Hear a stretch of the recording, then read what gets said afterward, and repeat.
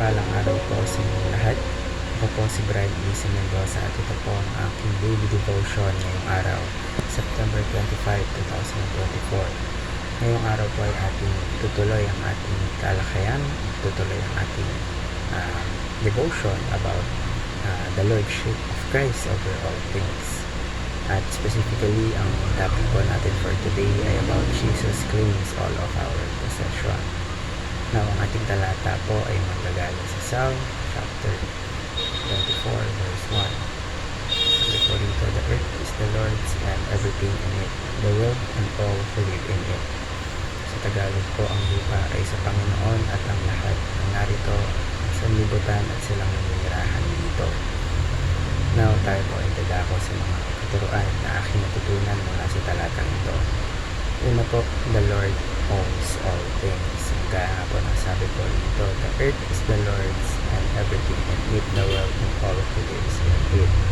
Lahat po ng mga bagay o kagamitan dito sa mundo ay pagmamayari ng Panginoon. Kumbaga, lahat po ng mga gamit natin ay hiram lang sa Panginoon. Ito po ay hindi sa atin.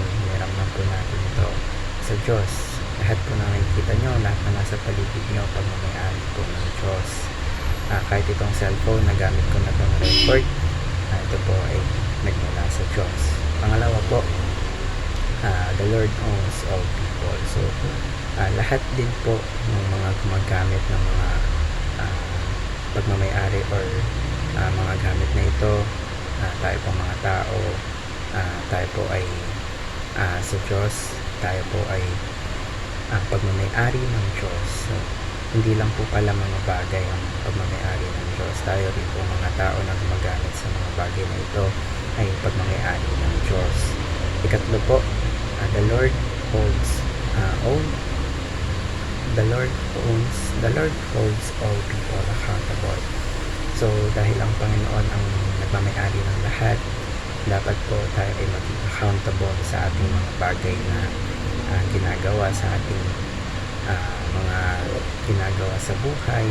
Dapat tayo po ay accountable kasi lahat po ng ginagawa natin dito sa mundo ay nakikita ng Diyos at tayo po ay naharap sa Diyos at pananagutan natin sa Kanya ang ating mga bagay na ating ginagawa. Kaya naman po para sa ating application, identify the Lord as the supreme owner.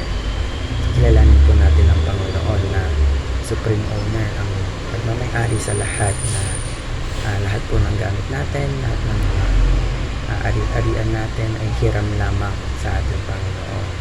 Ito po ay pagmamayari ng Diyos at maging tayo mga tao, pagmamayari ng Diyos, and even po mga hayop, mga insekto, pagmamayari po ng Diyos. Lahat ng bagay, maging tayo, mga living things ay pagmamayari po ng Diyos. And next po, implore the Lord for more blessings. So, when we say implore, ang Diyos po kasi ay hindi madamot. Hindi po masamang humingi ng mas maraming blessings pa.